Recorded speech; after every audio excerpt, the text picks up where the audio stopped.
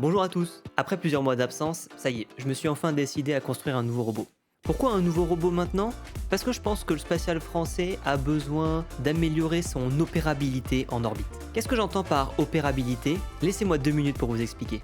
Tu le sais sûrement déjà, mais la France c'est un pilier du spatial européen. En gros, pour faire simple, on a des super fusées qui envoient des super satellites dans l'espace. Mais il y a quand même un souci. Parce qu'une fois qu'on a envoyé les satellites en orbite, qu'ils ont réalisé leur mission, qu'est-ce qu'on fait? Eh ben on les envoie brûler dans l'atmosphère. Alors, je dis pas que c'est une mauvaise chose, hein. Ça permet d'éviter de saturer les orbites. Mais attends, laisse-moi te montrer un chiffre. Prenons une Ariane 64. En gros, c'est l'Ariane 6 avec 4 boosters. Elle est estimée à un coût de 115 millions d'euros et elle peut embarquer une charge utile de 21 tonnes en orbite basse. Ça donne un coût au kilo à environ 5300 euros. On va prendre un satellite français, disons satellite Galileo. Il a une masse d'environ 700 kg, donc en gros ça donne 3,7 millions d'euros le satellite à envoyer. Donc on va faire un gros raccourci, je le reconnais. Lorsqu'un satellite de 700 kg arrive en fin de vie, on envoie 3,7 millions d'euros brûlés dans l'atmosphère. Et un satellite en fin de vie, ça veut dire quoi? Dans la grande majorité des cas, c'est un satellite qui n'a plus de carburant pour se repositionner correctement sur son orbite. Mais sinon, tout le reste fonctionne encore très bien. Et c'est justement pour répondre à ce besoin de durabilité en orbite que mon projet prend tout son sens. Je vais tenter de faire un bras robotique qui soit suffisamment modulable pour pouvoir s'adapter à n'importe quel transporteur spatial, afin de réaliser différentes opérations en orbite, et surtout qu'il soit le plus durable et souverain possible. Pour cela, je me suis pas mal inspiré des robots Inchworm de Jitai. C'est un type de bras robotique qui a la particularité de pouvoir inverser sa base et son effecteur. Il va pouvoir s'accrocher sur des pods, se déplacer et manipuler différents outils ou différentes charges. Donc dans cette première vidéo, je vais te montrer comment je vais initialiser le projet. C'est-à-dire que je vais commencer par faire un cahier des charges pour essayer de mettre le plus à plat possible le projet. Et ensuite, je vais essayer de commencer par prototyper le port d'amarrage. Ça sera l'interface entre le PODS et le bras robotique. Tu vas voir, on va essayer d'y faire passer de l'énergie, des données et aussi une accroche suffisamment solide. Et si tout se passe bien, on va faire un petit test à la fin pour profiter de tout ça. Bon allez, c'est parti au travail. Jour 1. Donc le premier objectif, c'est de commencer à faire un document, une sorte de cahier des charges qui m'aide à poser mes idées, qui m'aide à imaginer un peu le projet et à savoir qu'est-ce qu'on en fait en fait. Donc c'est parti, on va voir ensemble comment on s'en occupe.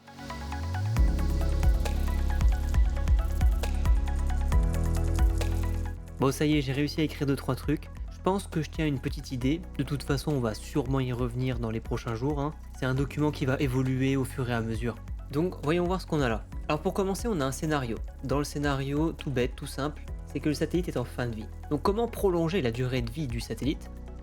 Pour le moment, j'ai pensé à 3 choses. C'est que soit le satellite a pas de carburant et du coup il faut le ravitailler, soit le satellite a une pièce défectueuse et on va le changer, ou alors peut-être qu'on fait des opérations de maintenance, par exemple il y a une pièce qui s'est bloquée ou quelque chose comme ça. Par choix de simplicité, on va dire qu'on remplace une pièce. Ensuite, on va partir sur l'idée. Donc comme je le disais dans l'intro, l'objectif ça va être de créer un bras robotique. Un bras un peu spécial, c'est-à-dire que il va pouvoir inverser sa base avec son effecteur.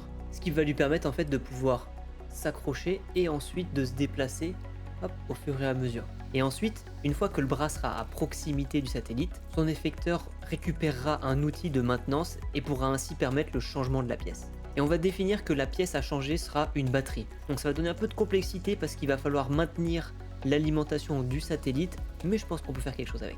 Ensuite, maintenant la mission.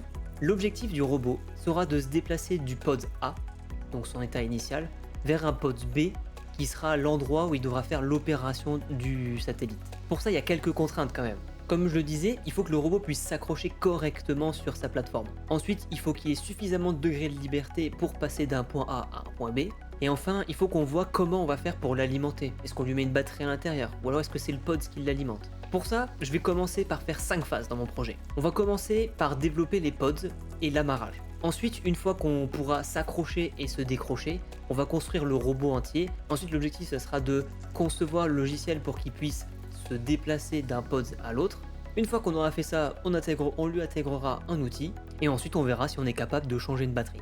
Mais l'objectif ici, ça serait d'avoir un développement agile, c'est-à-dire qu'on va itérer au fur et à mesure avec des essais-erreurs, et ça va nous permettre comme ça d'avancer plus vite. Donc premier objectif, on va commencer par développer les pods et le système d'amarrage.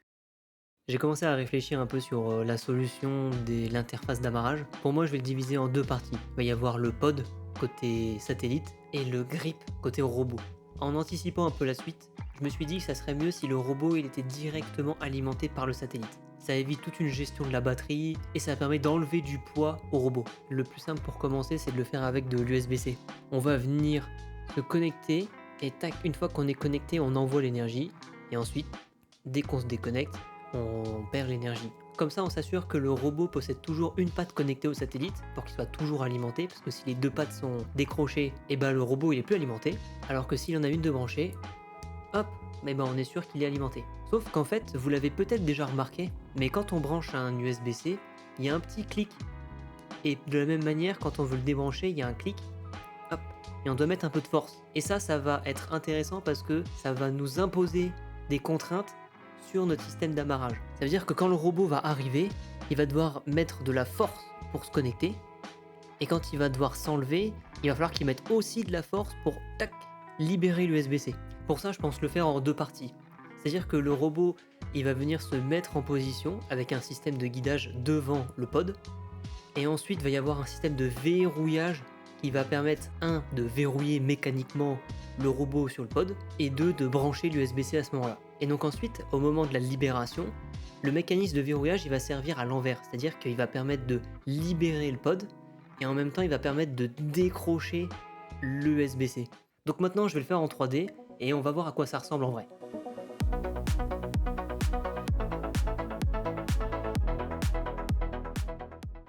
Bon, ça y est. Après quelques heures de travail, j'ai réussi à obtenir quelque chose qui me convient, au moins pour tester. Ce que j'ai fait, c'est que j'ai commencé par modéliser les deux ports USB, donc le port mâle et le port femelle. Donc maintenant, on va venir afficher le pod, le grip et la petite roue de verrouillage. Alors comment ça s'articule? En fait, c'est en forme conique, ça permet à la pièce de se positionner. Et on a ici une sorte de glissière qui va permettre en fait à la roue de venir glisser afin que le connecteur USB se mette bien en face du récepteur USB. Et ensuite, ce qui va permettre le verrouillage et le clip du port USB, c'est cette petite roue. La roue va glisser et va permettre de gripper et de maintenir la pièce en place. Et une fois qu'on voudra sortir, en ressortant le système de verrouillage, vous avez vu, il y a un système de ressort vers l'arrière. Et en fait, ça permet du coup de déverrouiller le port USB. On peut le voir plus clair avec une vue en coupe. Elle se met en position et une fois qu'on est en position, le système de verrouillage vient maintenir la pièce. Et lorsqu'on veut déverrouiller la pièce, il va venir pousser à cet endroit-là le pod et du coup relâcher la pression à l'intérieur du port USB. Bon ok, maintenant on va imprimer ça et on va voir ce que ça donne. Ça y est, les pièces viennent d'être terminées, on va pouvoir tester ça tout de suite. Bon alors on va commencer par enlever toutes les petites pièces.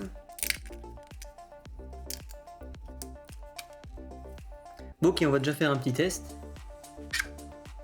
Ça s'emboîte bien. Si on abuse, si on teste avec un peu d'angle, c'est pas si mal hein. Et...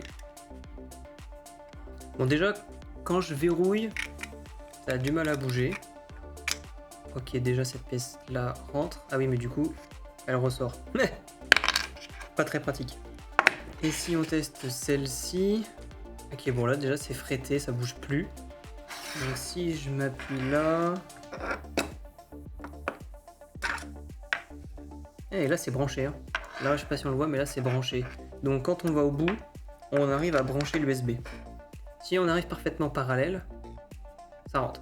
Si on arrive avec un certain angle, ça passe quand même avec le système de guidage, on passe. Par contre, si on arrive avec un angle décalé sur le côté, là ça passe. Mais si on arrive avec un angle décalé sur cet axe, et ben là, hop. Ah, là, regardez, hop, je peux faire ressortir. Ça veut dire que j'appuie pas au bon endroit. Donc il faut que je refasse une version, mais au lieu d'avoir 2 encoches, il m'en faut 3. Et maintenant, le dernier essai que je voulais faire, c'est-à-dire que si je me branche, là je suis pas branché, est-ce que ça va enclencher le... Non, ça l'enclenche pas. Il n'y a pas assez de force. Bon, verdict, on a quelques améliorations à faire, hein. Déjà, on va passer d'un système de guidage avec 2 glissières à 3. Ensuite, il faut que je trouve une petite solution pour éviter que le bitonio s'enlève. Ensuite, en troisième, on va essayer de régler le souci de la petite biellette. Le but, ce serait quand même qu'elle puisse accrocher et décrocher le port USB. Là, pour l'instant, j'ai pas réussi avec. Alors, petite conclusion. On a réussi dans un premier temps à initialiser le projet. Le but, c'était d'avoir une sorte de cahier des charges pour savoir quoi faire et commencer à réfléchir à la première phase de construction du robot. Donc comme on l'a vu, la première pièce elle est encore incomplète, il y a encore pas mal de travail à faire derrière, mais ça fera partie de l'objet d'une vidéo suivante. En attendant, n'hésite pas à commenter et à me dire ce que je peux améliorer. Tu l'as sûrement vu, c'est l'une de mes premières vidéos, donc il y a encore beaucoup de choses à améliorer. Tu peux également penser à t'abonner et à me suivre sur les réseaux sociaux.